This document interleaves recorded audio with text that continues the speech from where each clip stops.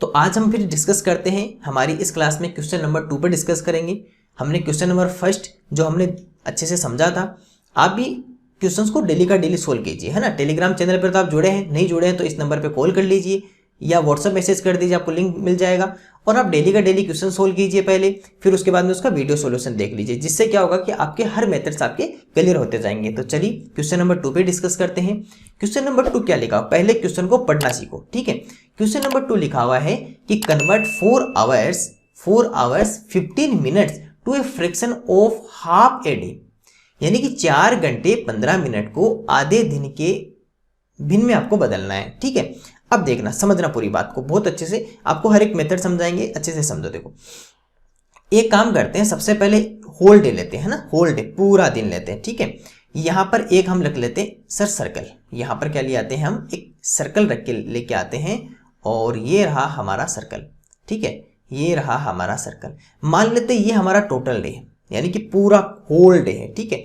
अब आपको whole day में कितने आवर्स होते हैं, सॉरी कितने आवर होते हैं, आपको कहे सर इसमें होते हैं 24 आवर्स, यानी कि 24 घंटे होते हैं इसके अंदर, ठीक है। इसमें 24 घंटे होते हैं। अब आपको यहाँ पे कहा है कि सर हमें टोटल डे नहीं लेना, हमें तो केवल हाफ डे लेना है, हाफ ए डे, यानी कि इसका हाफ कर दो।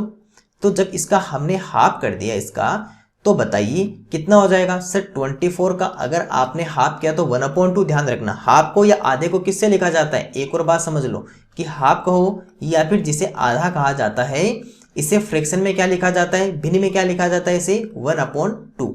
तो 24 का लिखा हुआ ना, हाफ ऑफ ए डे, यानी कि दिन का आधा, तो 1/2 डिवाइड करोगे तो कितना हो जाएगा सर 12, यानी कि 12 आवर्स। इसका मतलब कि हाफ ए डे में कितने घंटे होते हैं सर, 12 घंटे या 12 आवर्स से होते हैं।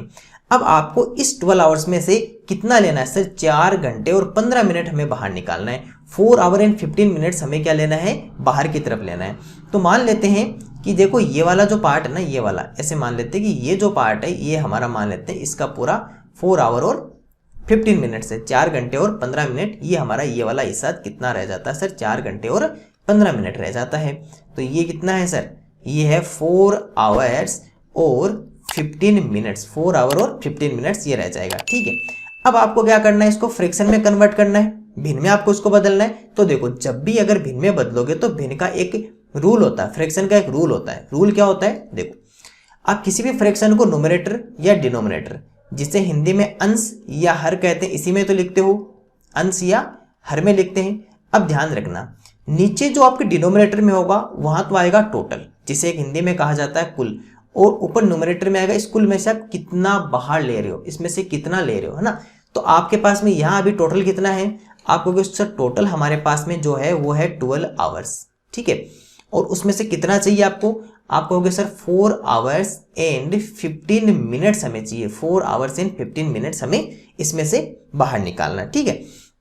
अब आपने एक बात देखी कि ये इनकी जो यूनिट है, जिसे इकाई कहते हैं, वो सेम नहीं है, यूनिट सेम नहीं है ना, इसकी आवर्स है, इसकी मिनट है, इसकी आवर्स है। तो पहले एक काम करो, जो ये 4 आवर्स और 15 मिनट से इसकी यूनिट सेम करो, इसकी इकाई सेम करो। अब ध्यान रखना, जब भी आप यूनिट सेम करोगे तो हमेशा ग्रेटर को स्मॉलर में बदलोगे, बड़ी इकाई को छोटी इकाई में बदलोगे।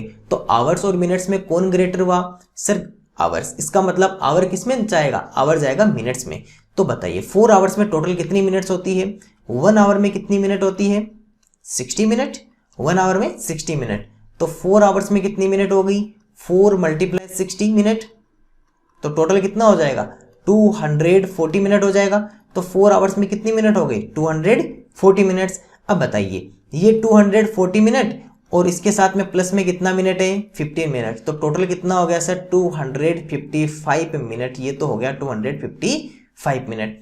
तो इसको तो कितना लिख सकते हो, इसको तो लिख सकते हैं 255 मिनट या 255 मिनट लिख सकते हैं ना। लेकिन सर ये 12 आवर्स पे तो अभी मिनट में रहा है, आवर्स में, इसको भी तो मिनट में कन्वर्ट करो। चलो इसको भी करते हैं। देखो 12 आवर्स है, 12 आवर्स है, तो 1 आवर में 60 मिनट, तो 12 × 60 हो जाएगा, कितना हो जाएगा 720 मिनट हो जाएगा, 720 मिनट। तो अपन में कितना आ जाएगा 720 मिनट।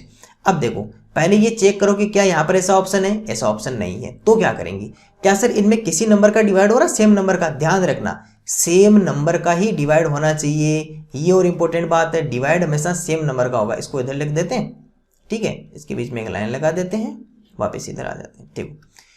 सेम नंबर का डिवाइड होना चाहिए, तो दोनों का मिनट है तो पहले मिनट से मिनट हटा दो। अब कितना रहेगा सर, 255 अपॉन 720।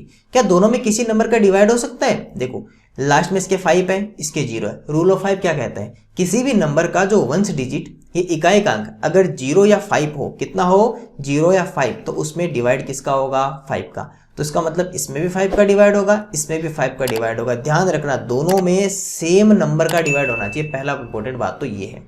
करो इसमें डिवाइड, सर 5 5 25 और 51, इधर डिवाइड करेंगे तो कितना, 14 5 70 और 5 तो 145। आप ये डिवाइड कर लीजिए, बहुत इजीली डिवाइड कर सकते हो ना। जिसको टेबल आपको नहीं पता तो टेबल सीखना स्टार्ट कर दो, या फिर इजीली डिवाइड कर लो। तो कितना आ गया सर, 51 अपॉन 145।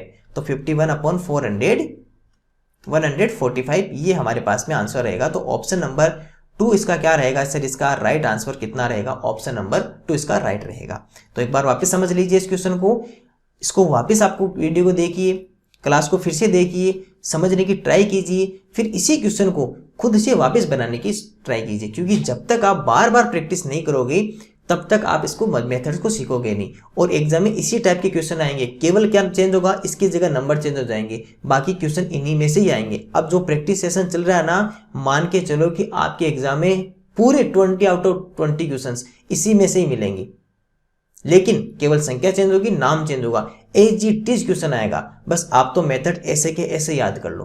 प्रैक्टिस सेशन छोड़ना मत, कंटिन्यू रखना, ठीक है। तो कल आपसे फिर मिलेंगे हमारी अगली क्लास में एक नए क्वेश्चन के साथ में। तब तक के लिए थैंक यू।